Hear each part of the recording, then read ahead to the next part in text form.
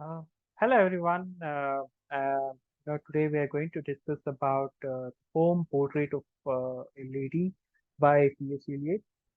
This is quite popular poem. One of the early poems of T.S. Eliot. He wrote it. Just a little bit later after Alfred J. Prokop. This poem, has very interesting aspects related to how humans uh, carry themselves, as well as there is certain uh, quality. I mean, it's a kind of a psychological analysis of a person's mind. And Portrait of the Lady, the title, he has borrowed it from Henry James. So you might have studied, there is a novel with the name Portrait of Lady by Henry James, where so you might have read it, and so he has utilized the same title because some part of the text is similar. A quick factoid about Portrait of a Lady is it is considered to be one of the earliest psychological novels because it just does not speak about the characters but also about what characters think. Not just about the actions or the speech of characters, but also what would go behind their actions and speech. So that is why Portrait of a Lady is quite popular. T.S. Eliot has taken similar. I mean, it's not similar, but he there is a small inspiration of Portrait of the Lady in this text, though they are diverse. So that is why he has given the same title. And The poem has a small epigraph. Let me read that epigraph. Thou hast committed fornication, but that was in another country, and beside the wench is dead. So this particular text is, this particular lines are from Dew of Malta, Christopher Marlowe's play. Uh, Again, like so these three lines, you can think about these lines when you go through the poem, and uh, when you explore a little bit more in detail, you will realize why Eliot has quoted this particular three lines. So especially, I mean, of course, it is very easily understandable. A person has committed an adultery, and but his defense is that okay, I had committed adultery, but it was in another land, so law of this land doesn't uh, apply there, and also that lady is dead. He doesn't use the word lady, he uses much more you know disrespectful term, but yeah. So that is what you see. Um and before we start the poem, just like most of the modern poems, so there are certain conflicts which you encounter, and like all the modern poems, the conflict, one of the major conflict which we see is between realism and romance. So, what I mean, as poetry for a very long time and predominantly uh, is, it dwells in romance, contrast to reality. So, romance here means that, better than reality, just like Wordsworth, or just like Keats. So, have a fantasized version of reality instead of that, dwelling in the truest real self. So, that is where the modern poetry lies. And, uh, the let's start with the first part, and so just like you know the most opening line, so there is a setup which has been provided, that is and the skyline of the city, and the kind of setup in which the events takes place among the smoke and fog of a December afternoon. You have the scene arrange itself as it will seem to do. So, the setting is provided, and among the smoke and fog of December afternoon, smoke and fog, smog it is called as, so uh, you understand this is post-industrialization, uh, so there is no beautiful images given here of, smoke is nothing to be desired for. And this particular tradition of introducing a landscape in such manner, you encounter it in T.S. Eliot quite a lot. Not just in this poem, you can see that in other poems as well. But the origin of it is from Charles Baudelaire. Charles Baudelaire, he introduces Paris as as a deprived city, and so the images which are presented there are unpleasant and deprived, so on. And T.S. Eliot has continued the same tradition, and he admitted that he has a lot of influence from Charles Baudelaire. Uh, that you see that later at later point in Wasteland as well.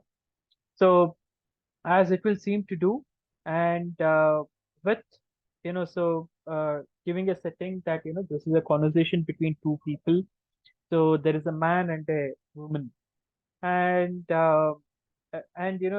how this particular setting works is that uh, so in the modern age, you have to take it under, it's a kind of a love song, you can say, but a love song of a modern age. So what is love song of a modern age is where it's not fruitful, right? So one, it is not fruitful. Two, people are restrained, people are reserved, and so people play mind games. So they do not convey what exactly they want, what they expect, and all kinds of things which you can, which disrupt a particular relationship can be seen here. And you hear the lady whenever you see a single inverted comma, so that is the speech of lady. Other things are you know presented, either the presentation of the speaker or what the speaker is thinking. So inverted comma is where the lady speaks with, "I have saved this afternoon for you," lady says. And so the lady is trying to make an approach towards this man. Um, and four wax candles in the darkened room, four rings of light upon the ceilings overhead. So she has prepared a candlelight meal, and so which is considered to be romantic, generally. So she has made some kind of arrangement, and of course, she is trying to woo him, and uh, but for the man, the atmosphere of so whatever is described in the previous two lines, the four wax candles in a darkened room, four rings of light upon the ceilings overhead, an atmosphere of Juliet's tomb. So, whatever this, candlelight, meal, which is proposed, and, so it looks like, funeral room, like, so even in funeral candle lights, candles are lit. So, so this whatever is considered to be a romantic situation is actually reminds him of the funeral room, and so that conveys a very big chunk of information on what is the state of mind this person is in. So this person is like, for him it is very uncomfortable. For him it is like, he is not interested in these kind of things. So prepared for all the things to be said or left unsaid. So very interesting, term. So he is there, and for him is it feels like he's in a funeral room, and he is prepared there, like he knows, it's going to be horrible, but let me be there. That is a kind of preparedness which he has, prepared for all things to be said or left unsaid. We have been, let us say, to hear the latest poll, transmit the preludes through his hair and fingertips.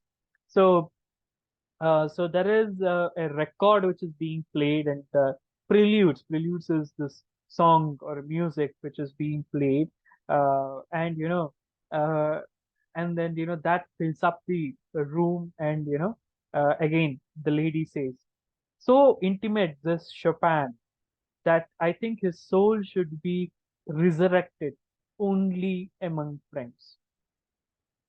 Um, Chopin, is a phenomenal, classical musician, considered as one of the finest of Europe. So, in fact, you can just go to Google and search for winter word Chopin. You'll find it.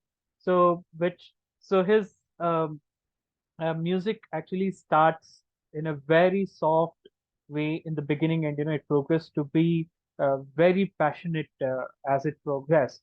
So that is a kind of a musician Chopin is, and she quotes Chopin.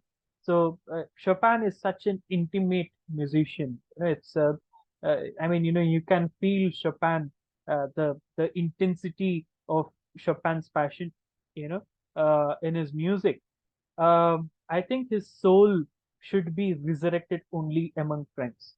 So, I mean, so when this lady is proposed, when this lady is trying to grab attention of the person, so this is how she is trying to, because she can't be overt, right? So she can't be immediately overt. The choice of approach that she takes is this so intimate, this Chopin, that I think his soul should be resurrected only among friends. That is, you should listen to him only when there are only few people, like only among intimate people, you can listen to him. So only that way you can enjoy it. You can't enjoy it with a random set of people. Some two, three who will not touch the bloom that is rubbed and questioned in the concert room. So you can't appreciate the Chopin in a concert room. You can only enjoy Chopin in you know in a limited so in a setting. As you can see that of course she is interested in the other person, but her approach is limited. She is not going to uh, I mean, she has a restrained sensibility where she doesn't exactly say what she wants. So she is saying that it should be resurrected only among friends, right? So I mean, you can say that, in a modern times, labels do not matter, but it, it's just an argument, and it may not be the case. Like, maybe the labels matter, and here is a clear sign that it is not working. Whatever she is trying to do, whatever he is trying to do, is not working. So they are consumed by uh, like how their approach should be, how careful they should be, that not they're not approaching each other at all, like they're trying to repel, like so at least the lady is making some attempt, but the man doesn't. And so the conversation slips. So conversation slips. It doesn't run. It slips. Slips might be that it might go downhill from here, and also, like it seems a little forced. Among velleities and carefully caught regrets through attuned tones of violin mingled with remote corners. So in this particular background music being played, so the conversation is surfacial. Velleities is surfacial conversation, and of course, so there are some regrets, and the regrets is majorly for what has not been said. You know, so and it continues. Okay. Um, you do not know how much they mean to me, my friends, and how rare and strange it is to find a life composed so much of odds and ends. So she's trying to say, uh, how beautiful it is that we have our friends, because it is very strange. There are random things happening. There are infinite chances, and among the infinite chances that in order to have someone uh, whom you can be close to is definitely something which is rare and strange, of course. And so the subtext of it is that I indeed for indeed I do not love it. You're not blind how keen you are. So uh, so the so the rest of the things, in all the things which are happening, so they are meaningless, right? So the odds and ends, the meaningless, random. So I do not like this randomness. I do not like this meaninglessness. So we meet 100 people a day, and we say hello to 100 people, and we do not mean to say hello, or we do not mean to talk to them in an open heart, right? So this meaninglessness is uh, it's prevalent during the times of the modern age. And I don't like it. I want to be free. I want to be intimate. I want to be you know uh, close to someone, is what she is trying to say, with her statement previously stated.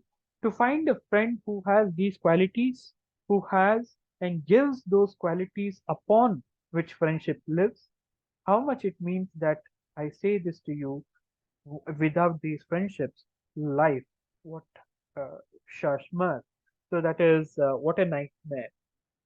So if we don't have this, it's just nightmare, we are living in, like, so again, this is not something which is new.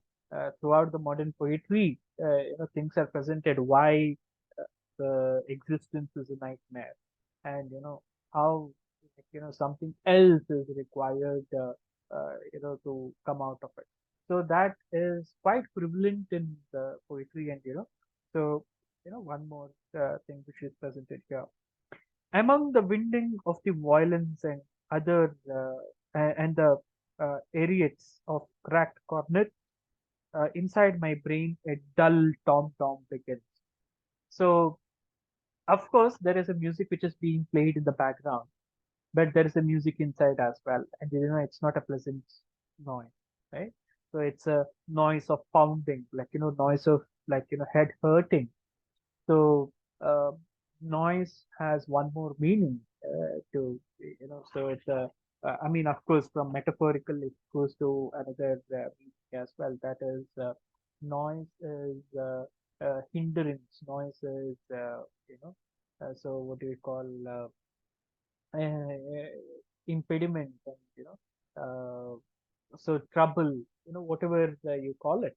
So that noise is present in his mind, and so there is a pounding which is going on, almost like a headache, absolutely hammering a prelude of its own in his mind, that is pounding, capricious monotone. Um, so capricious monotone is actually medieval, not medieval, but romantic time, music form. So similarly, his mind has its own music, but the music which is of pounding and hammering, like, so a false note, as he says, that is it. That is at least one definite false note. Let us take the air tobacco in a tobacco trance, admire the monuments, discuss the late events, correct our watches by the public clocks, then sit for half an hour and drink our box. The box is kind of a drink. So this is basically the standard protocol. Like, when you are with a person, like, you do some things, and so this that just let's just go to that. Let's just take a uh, go outside, look at the monuments which are there, discuss, what's going on, and, maybe a little bit about, politics or something. So that is, what you see. And, that is the end of the first, part. And, as we have discussed, wherever there is inverted comma, it is the lady speaking, and, so all this, the later part is spoken by the man. And he is pushing the other person away, not directly, and of course not in a way that it is overt. It is like, so some kind of a distance he maintains. Oh, okay, okay, okay, okay. I do not want to speak much on the things which might turn into nightmare. I just want to go out and look at the monuments and the simple thing. So um, and so you understand what kind of a relationship that either of them want, and so that is presented. And the second part starts with I mean, it almost my heart almost aches with how he starts the poem, and so that's a uh, now that lilacs are in bloom, she has bowl of lilacs in her room. So it's a, I mean, if it was not, you know, uh, you know, lines of T.S. Eliot, you would have thought, such a beautiful line. But it's T.S. Eliot. Of course they're not beautiful. I mean, not in a general sense anyway. So we started with the winter, and from winter now we have come to not exactly summer, but spring, summer kind of a bridge, and lilacs are considered as a romantic class, and so April or this spring is when these lilacs flowers, and so I mean, she has lilacs over there. So what should have been beautiful, he uses the same thing as, like, so it has been 3 months, 4 months, or maybe more, but nothing has happened, nothing has changed. So in fact, uh, it's in fact, I don't know what is T.S. Eliot's fixation towards lilacs. Maybe I understand it, or maybe I don't. But even the wasteland, the very first line of wasteland is April, the cruelest month. And there as well, he uses the image of lilac, right? So, uh, I mean, so as you have noticed that, so poetry for modernists is conflict between uh, romanticism and the reality. So uh, what what was a very good image for others, the people who came before. April was considered, it should have been a beautiful month, and so there should be, it is spring, everything is in bloom, and the flowers, fruits, whatever. And in fact, you remember the Shakespearean sonnet, shall I compare thee to a summer's day, right? So, but here that is not the case. Here, April is the cruelest one, because, like, so what breeds out of April is definitely not something which is, so the thought that, so there is some kind of, the thought of something's beautiful is a heartache as well. Okay. So she has lilacs in her room and twists one of her fingers while she talks. My friend, you do not know. You do not know what life is. You who told it in your hand, slowly twisting the lilac stalk. Uh, you let it flow from you. You let it flow. So, so she's, saying that, you do not know what life is, right? So uh, who hold it in your hand, like, so it can be understood, you know, considering the next few lines. She is trying to say that, okay, you youthful people. So maybe I think so that the the man is younger, and she's trying to say you let it flow. You let the youth flow from your hands. And youth is cruel and has no remorse, uh, and smiles at situations which it cannot see. So youth is cruel. This is something which is again, very contrary to what most believe, right? So people think youth is beautiful, youth is energetic, whatever.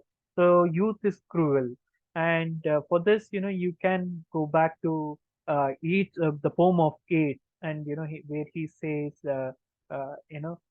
dying generation. He calls youth as a dying generation. So here the dying is, I mean, if anybody is dying, it should be old, it should not be youth, right? So, but the dying which he is talking about is not the physical act of dying, but the the kind of decomposition that so kind of the downfall. The youth are most prone to the downfalls of the present time. So youth is cruel and has no remorse. So you know people are not people do not feel guilty. The people who do not remove have carry remorse. So they just think that oh, okay, things are good, whatever I'm trying to do is good. Whereas, like, they do not understand what exactly is happening. Just like here, like, so she's trying to push him to think that okay, so you know you you are keeping it for some time later, like, so we are not intimate. And intimate not in terms of you know physical actions, because that is not at all what they are talking about. That might have happened, but not opening up to others, like, so uh, the man doesn't feel for the lady and the lady doesn't feel for man. But the lady is trying to change that, and so, but still it doesn't happen. So I smile, of course. Youth is cruel, and when she says that, I smile, of course. So here the smiles is mask, right? So people are, so like, people pretend, and and this entire uh, conversation, this entire uh, you know transaction between these two people for over uh, several months. So it is just a mask, right? It's just a pretend. That's not what they really want. So the lady is pretending, to have an upper hand or whatever, and the man is trying to do the same, and man much more than the lady. So so, like, so it is definitely the mark which they are trying to. So again, the mark. I smile, of course, for this. No, yeah, I want to be nice to the person. I want to be, yeah, yeah, yeah. That's true. So I mean, so does he actually believe that it's true? No. But does he say it is not true? Absolutely not. So yeah, yeah, yeah, yeah. What you're saying is right, and smiles off. So, but so there's no truth here, right? And go on drinking tea again. Yet these April sunsets that somehow recall my buried life and Paris in the spring. I feel immeasurably at peace and find the world to be wonderful and youthful after all, right? So she's trying to reminisce, some other past, trying to say how beautiful it was, hinting at, this is what I want, right?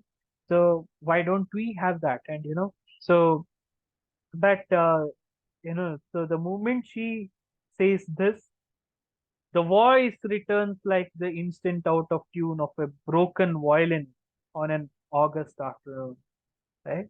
So the headache, the pounding and hammering sound in the head return. And so the moment she tried to say that, okay, there is something beautiful, yeah, so he has a hammering in his head. And so And so that is the headache. You can understand why the particular headache occurs now.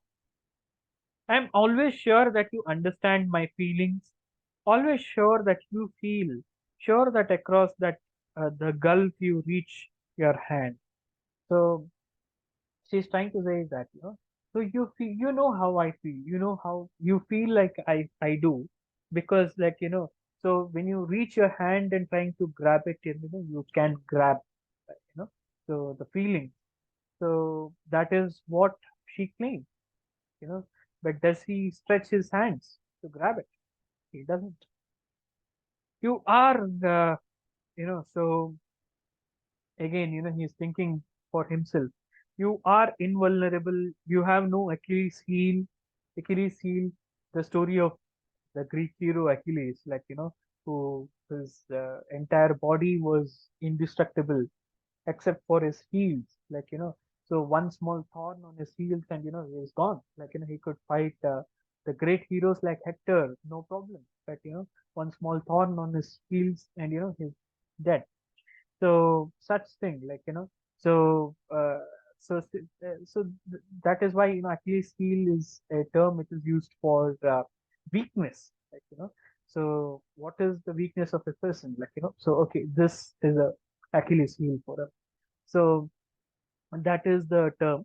And he is thinking for himself, like, you are invulnerable, you have no Achilles heel, you will go on, and when you have prevailed, you can say, at this point, many a one has failed.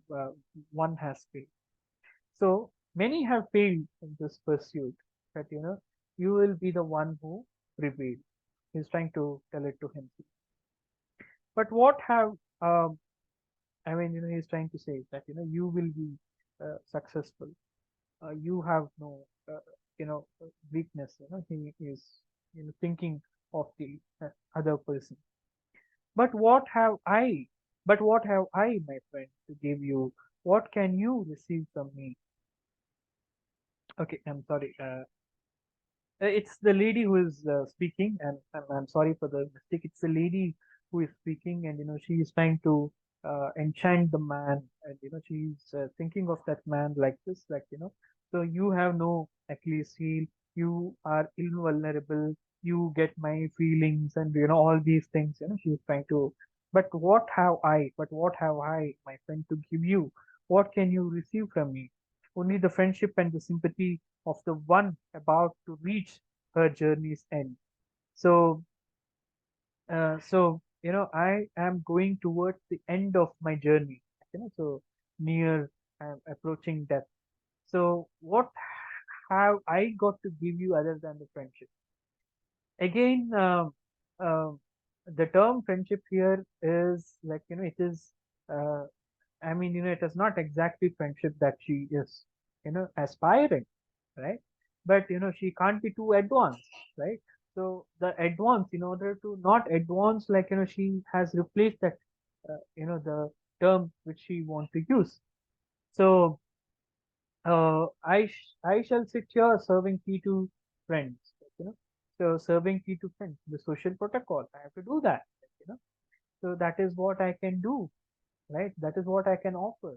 So what I can offer more is nothing but friendship. So take my hat, and how can I make a cowardly amends for what she has said to me? So that is where, I mean, her speech ends, his speech, his thought begins. I take my hat. How can I make cowardly amends for what she has said to me? Like, she has told me something, and, it's a very sensitive thing. Like, how can I respond? Yeah. So I try to take my hat and put it on, try to, divert the situation. But, so he knows that, what he is trying to do is cowardly. He doesn't address it. He, without addressing what she has said, ignoring what she has said, like, he continues to speak. You will see me any morning in the park, reading the comics and the sporting page. Particularly, I remember. So I say this, you will see me in the morning and all that. I enjoy reading comic and sporting page. I read newspaper. So he dodges, you know, the bullet, as people say, right? So he doesn't address what has been laid in front of him. Instead, like, he tried to divert it with some other, uh, unimportant thing. An English countess goes upon the stage. A Greek was murdered at Polish dance. Another bank defaulter has come to. So, so these are the things which you find in newspaper, and so I read these things. So all the things which are presented. So, um, like so you can see that whatever is presented here, that's very stereotypical, to say the least. Like like an English lady, like she becomes an actress, whereas like a Greek was murdered at a Polish dance. Right? So you know all these things which might not go with today's audience. Okay, then we come to a part where he has certain confession. I keep my countenance, I remain self-possessed, except when a street piano, mechanical and tired, uh, reiterates some worn-out common song with the smell of hyacinthus across the garden, recall things that other people have desired. Are these ideal ideas right or wrong? So he is, making a confession here again for himself. There is no people there, but he is confessing himself. While amidst of all this, what do? I self-possess. What is self-possess? I come back to the neutral state. Is this neutral state real? No, it's a mask. So whenever you see self-possessed is used, that is to say that I put down this mask and uh, I pretend, right?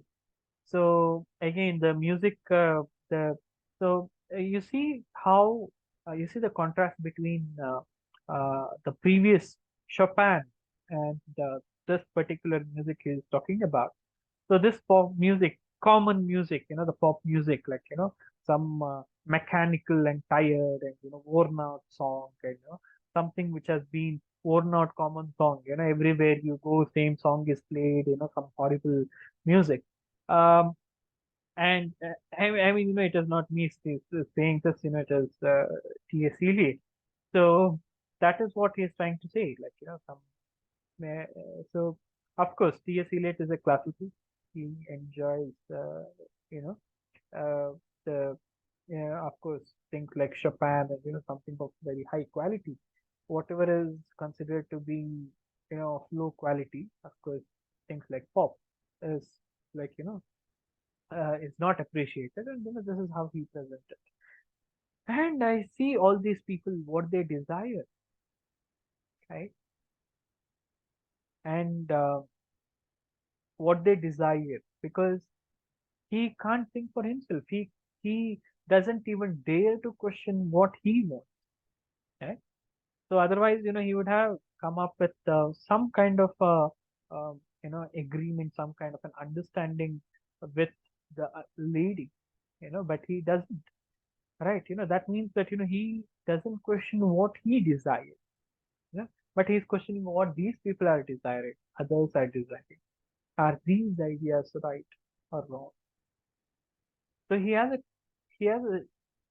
he knows that what he's doing might not be right, you know but does that give him any kind of you know that does that bring any kind of change within? No, he continues to be the same old self, right? So the same old self is nothing but self-possessed, wearing a mask, right? Third part. The October night comes down, returning as before except for a slight sensation of being ill at ease, discomfort. I mount the stairs and turn the handle of the door.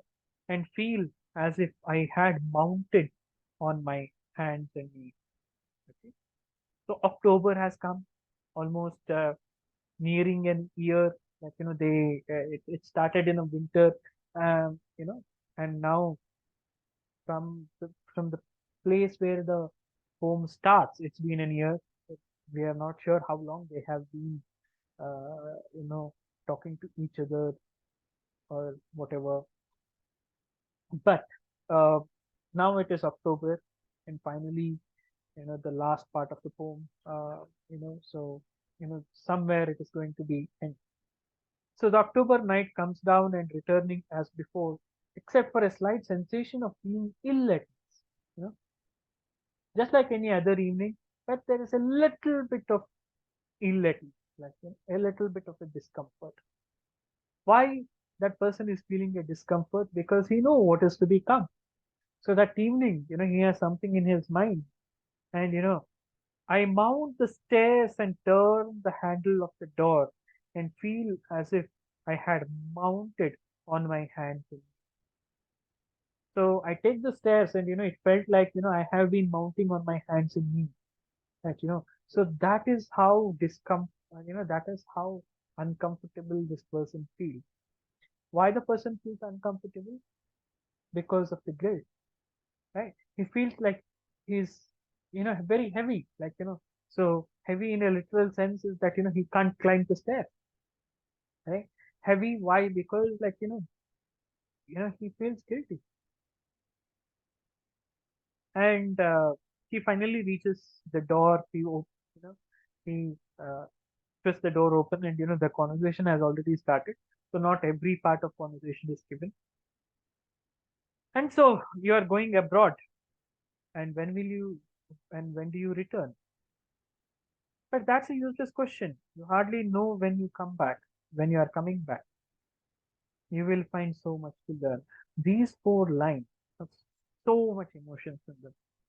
Like, you're going abroad, when do you return? So, like, so this person has said that, I'll not be able to visit you anymore because I'm going out, going abroad, going overseas. And the immediate response of the lady is that, oh, you're going. Like, when will you come back? Obviously, she is in an anticipation that, okay, something good can turn up. But immediately she realizes, oh, no, I know that, even you don't know when you will come back. What kind of a question? Absolutely. You'll find so much to learn. Like, it will be beautiful, it will be great. Uh, I wish best for you. Uh, I mean, so she doesn't really feel best for him, like in the sense that not that she has some veil, or she not that she has some evil ideas, but all that she's thinking is that she is of course disappointed that she's not able to see this person anymore, and or she spent almost a year with this person to innovate it heal, not nowhere, you know it's going nowhere. um you hardly know when you'll come back. So you will find so much to learn. My small smile falls heavy among, brick a brick, brick a brack. Perhaps you can write to me, she says.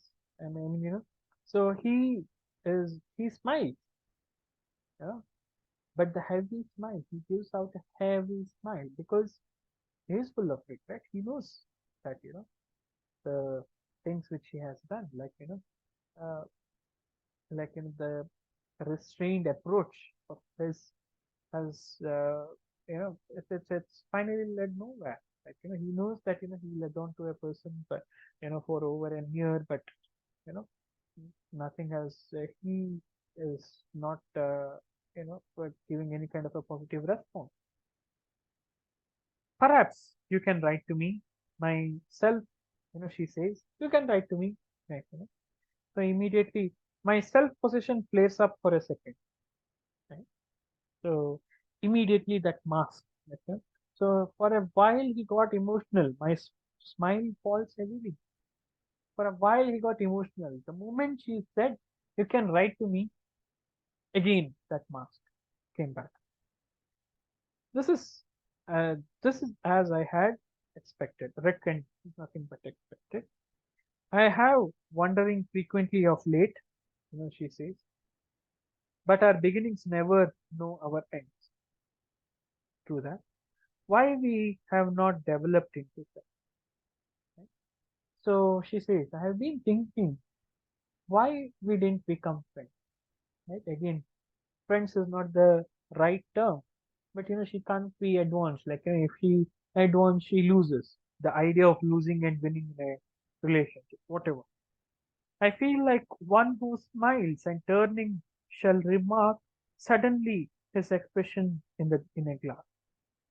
So, you know, I have to smile. I feel like, yeah, yeah, yeah, yeah.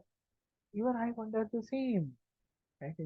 So that's a polite response. Like, I feel like one who smiles, turning shall turning shall remark suddenly his expression in a glass. It's a very, uh, uh, I mean, not artificial to look at, but artificial in reality, right? So he has been living a mask so far, and that is how my self-expression gutters, self-expression as we have a possession, my self-possession gutters. We are really in dark, like So now the conflict. Possession, self-possession is containing himself, like trying to not feel anything, right? So the kind of mantle which he has worn. But when talking to this person, like he has this conflict. He goes emotional, he doesn't. Like he brings it back. Whatever. So this thing go on and on. For everybody said so. All our friends. Here is she is saying actual friends. Okay? So when she says that I wonder why we didn't become friends. So she's not talking about friends.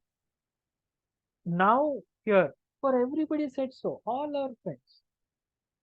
So here she actually means friends. They all were sure our feeling would relate so closely. I myself can hardly understand. Right? Everybody thought that we would work. So even she is not able to say that she likes this person. Right? She says that everybody thought that we would work. Right? So others' approval is what uh, you know what she tries to defend. I can myself hardly understand. We must leave it now to fate. You will write at any rate. Perhaps it's not too late. Right? We must leave it now to fate. Let fate decide what should happen. But you should write to me anyway. Perhaps it's not too late. Perhaps like maybe it's not the end. Maybe someday again, like we can rekindle and something might happen. I shall sit here serving tea to friends. Yeah? I shall be here. Like maybe someday it can happen. You should write to me at any rate. Yes. Yeah? And I must borrow every changing shape to find expression. Dance like a dancing bear. Cry like a parrot. Chatter like an egg. So for him, he says things like, now I feel things. Now I'm ending things with this person. Now I'm feeling few things, right? And my expression is borrowed from others. Dance like a dancing bear, right? Cry like a parrot. Chatter like an ape, like others. Of course, he has no respect or he doesn't have any kind of attachment toward these feelings anyway. So, like, so I must borrow for every changing shape to find expression. Like, I must, like, okay, so how should you talk to a person? Oh, okay, you should sing like that person. You should dance like that person. Okay? So, borrowing things from others, that is what this person do. That is what most people do, right? So, so borrowing things from others, nothing original, right? So all pretense. So he is master of pretense, by now. Over a year he spent with this person, and yeah, he's pretending that nothing happened. So remember, winning and losing, and so that is what is trying to, other person should not win. And if I admit that I can't live without other person, that means I lose. So that is a kind of a feeling that this person has. And finally, let us take the air in a tobacco stance.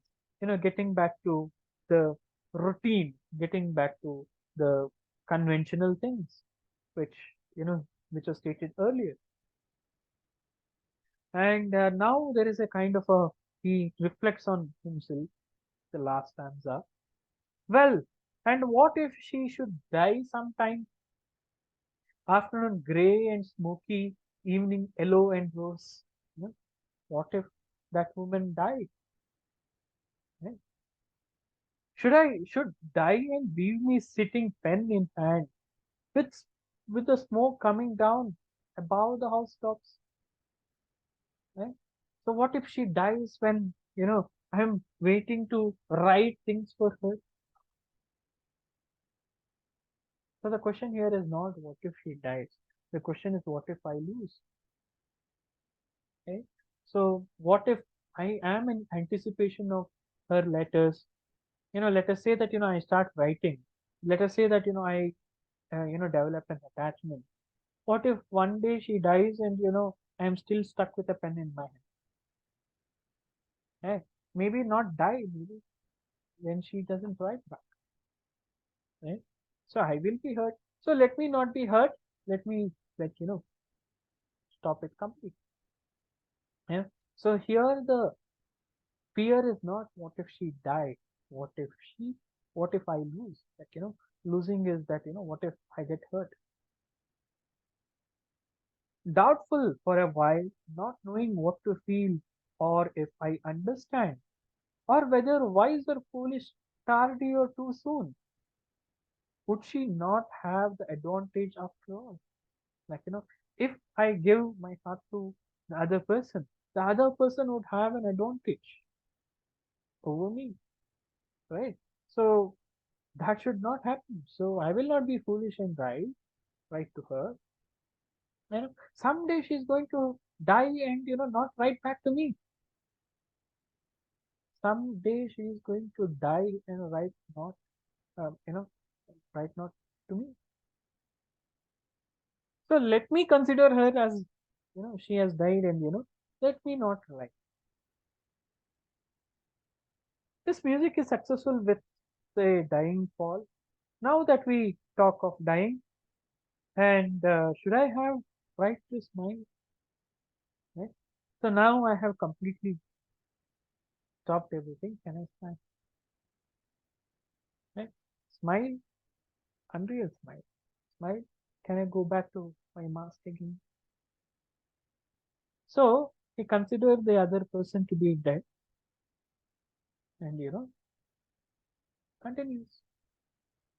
Now get back to the epilogue. Prologue, I mean epigraph. But thou hast committed fornication, but that was in another country and beside the benches bed. Every part of this three line is true for this person, right? But is she really dead? No, he considers her dead. She is dead in her mind. She's dead in his mind. You know, Wench is dead. Now I can do whatever I want. Right? So this is kind of a justification a person gives to himself. Um, and uh, and uh, the nature of poetry here is that T.S. Eliot is presenting this in front of us, like a psychological analysis kind of a thing which is in front of us, and not to misunderstand that this is what T.S. Eliot feels. Of course, the poetry is very impersonal. Poetry is not something which T.S. Eliot feels, but it is presented as a some random speaker, and many of the uh, speakers of T.S. Eliot's poems are, they're not hero kind of, protagonists anyway. So they are not all good kind of a people, or you know, they're not something which T.S. Eliot represents. In fact, most of them are portrayed to be pathetic. Most of them portrayed to be like useless kind of people. And here it's like, so this is what is presented in front of us. Um, so the dynamic of two people is important, but at the same time, like uh, why the person is not able to make any approach, towards others, what kind of fears that the person has, right? So the insecurities, this person is very insecure. The insecure in the sense, what if things do not work and I get hurt, right? And the false pretense, so that is what people do. Like, they all have false pretense, and they are not able to accept the reality as it is. And we have one more example of such thing over here in this poem, Portrait of a Lady. And thank you.